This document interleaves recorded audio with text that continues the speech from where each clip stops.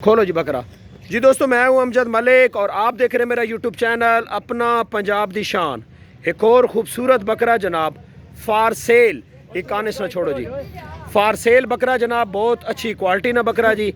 ये बकरा खड़ा जनाब लाहौर फाटक ने एरिए ते जनाब आला ते बकरे दा रेट कैंची फाटक जनाब।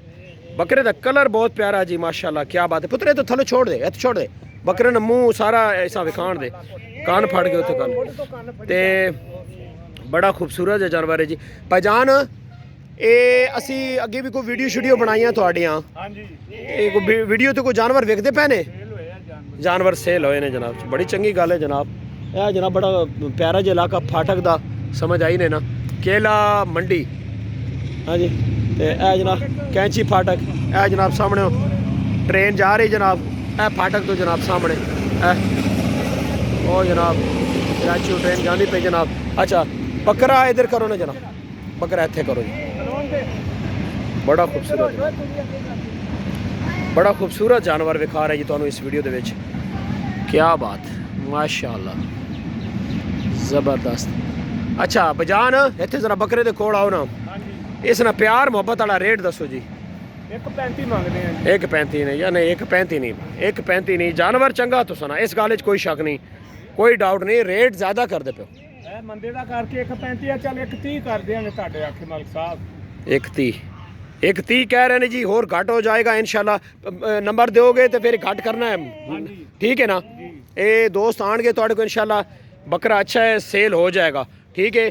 तो राबता नंबर ना तुसी प्यार मोहब्बत और करनी है, ठीक है ना। हाँ जी, इसकी उम्र कितनी है बकरे दी?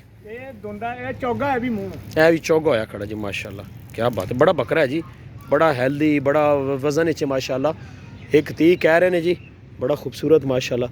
ये सिंह इसने इत्थों जड़ा ना थोड़ा जा सैट करो ने, सा चुभदा पिया, ठीक है। हाँ जी, इसे थोड़ा जा ना क्रॉस करो इस जगह तो सिंह, ताकि इस जानवर तकलीफ ना हो।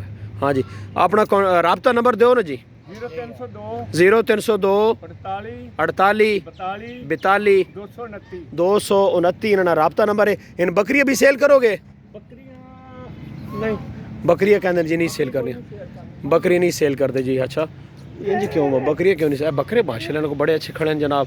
हाँ जी, वो बकरियां खड़ियां परे, इन्हों को जानवर होंगे, तुम आओगे ना जी तो जानवर तुहानू दे देंगे, कोई मसला कोई नहीं इतना इंशाल्लाह। मिलते हैं नेक्स्ट एक खूबसूरत जी वीडियो दे नाल जी। ए साढ़े नाल छोटी काबीना जी, प्यारे प्यारे बच्चे बड़े क्यूट। की नाम है बेटा? मुआविया। ते तुहाडा की नाम है जी?